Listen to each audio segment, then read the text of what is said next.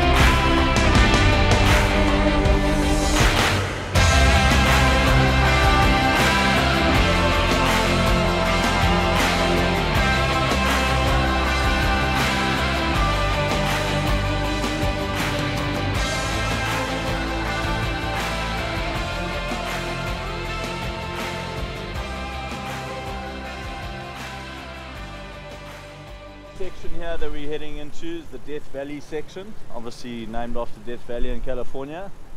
We've got a few nice little ups and downs, a little rollover corner, and then we head into the first of our forest sections.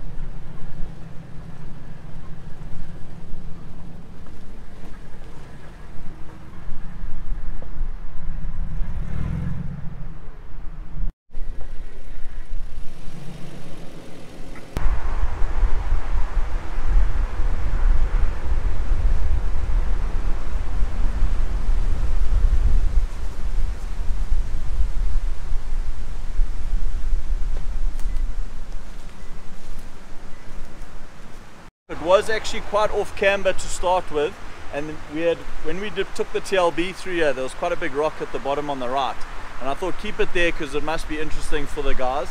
And then we started coming down here when it was wet, and we were slipping, literally stopping about a ruler's length before that rock, and I thought some guy in a new Fortuner or new Land Cruiser 300 is not going to be too happy if this bumper touches. And we actually had to winch off the tree on the left to pull the car straight. So I just told my guy just to trim it a bit so it's not so much of an angle. And then we're going to go into our Congo Rainforest section, which is quite nice. It is quite tight and technical, so you just have to take the right lines through and position the car correctly. Up to the right. After the rain that we've had, we'll see if we can get up to the right, otherwise we might be winching out, but otherwise let's give it a bash and see. Sounds good to us, let's go. 100.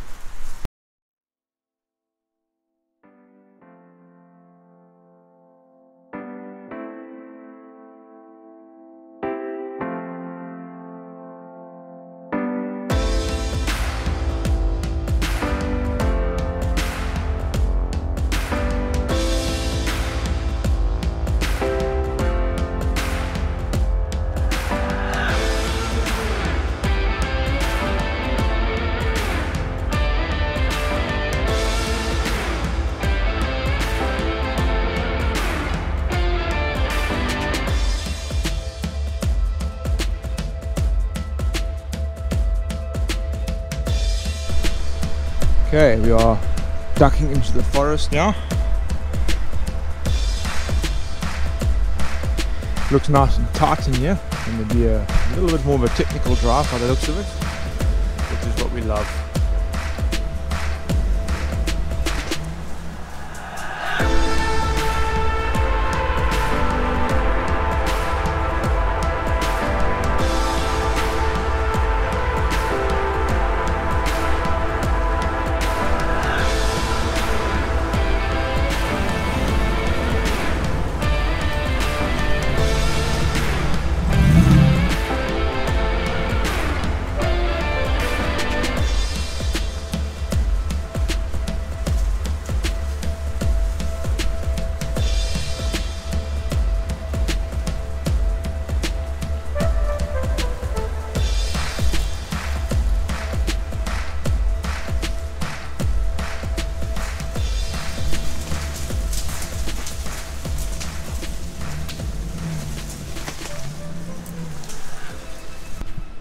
Okay, so this is apparently the slightly slippery spot.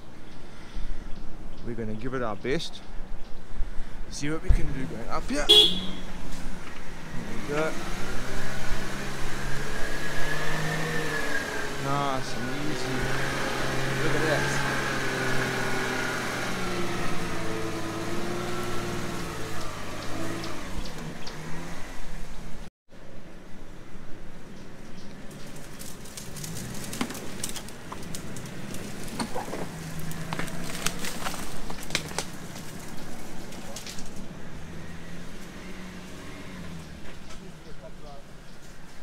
So that's the bypass route if you want to avoid that.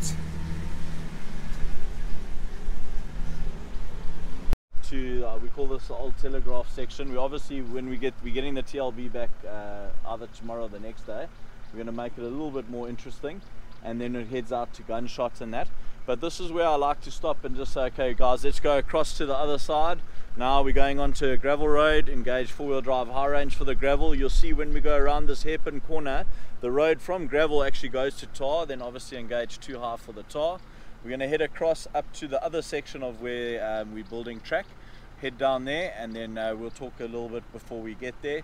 And so it just gives them a chance to disengage from four-wheel drive, go back to normal on-road, and then engage again. So it just, we find they learn a lot better doing it that way than driving a lot of obstacles in low range and then having to switch off at the end.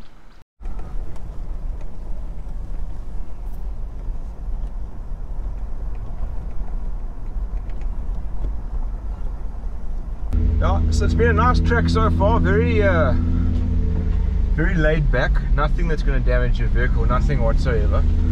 The beauty of that is I think it opens up the opportunity for a lot of very new people to come into the industry, as it would, and as well as allowing guys who are not able to afford a 4x4 or don't have a 4x4 to bring their 4x2s diff-lock out here and play a little bit in the bush.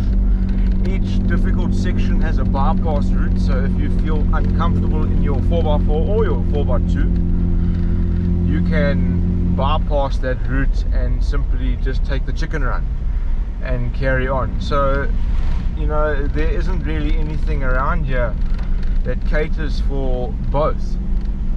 So it's nice to see that Travis has created a course with everybody in mind, and it's fully inclusive.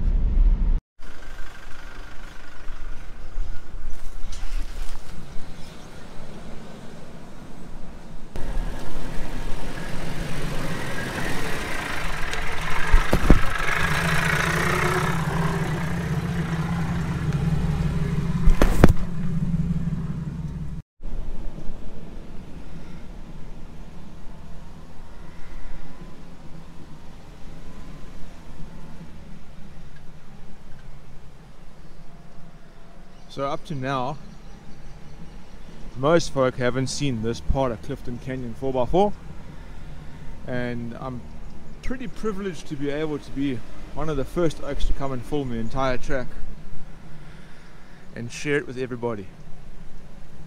It's definitely going to be a popular destination due to the fact that it caters for such a wide variety of vehicles. Regardless of their capability, you can come out here and have a hell of a lot of fun.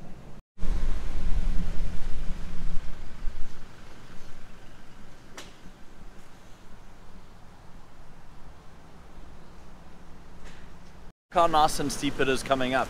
So there's a lot more we can do here and open up different track through here, which we will. We just need time and we need to flip and get the ball rolling and that. This is the one figure of 8 obviously comes down just up on the left here. You'll see the down that we're going to come down. But I'm going to go past where we normally go up. I'm just going to go to where there is a little river crossing. The one thing we are missing on this is a big river. It's not, it's a puddle more than anything else.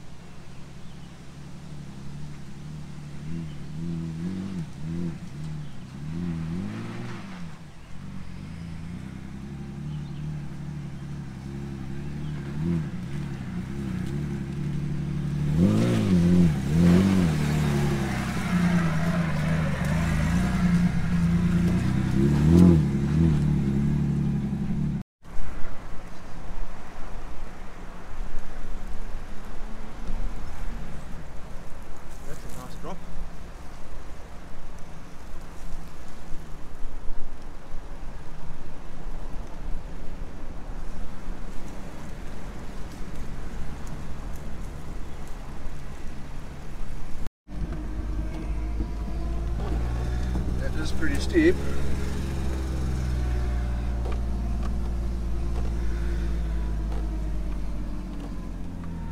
Yeah, that's the front wheels. They must be off the ground, I'm sure.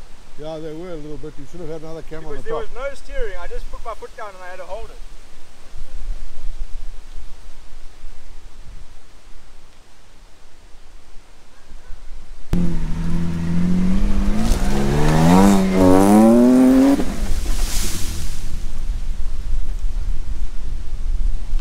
You hung up on that thing there. It's nearly out. Stop there. That was one out. Right, hold on. Logs are getting stuck. It's a nice lean net. Try and get the angle in. It's just going round. Back is going round. Now just steer into it and you'll be alright. There we go. Like a drop off, yeah. Down we go.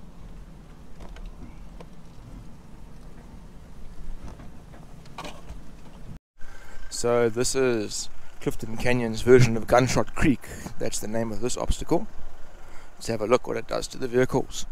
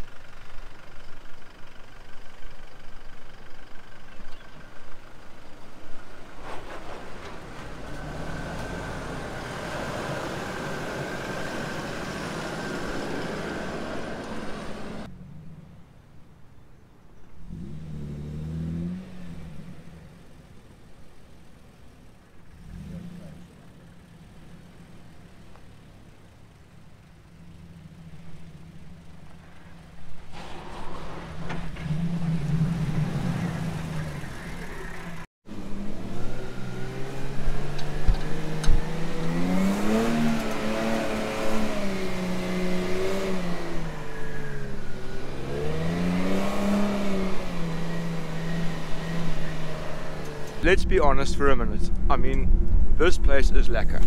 It definitely is.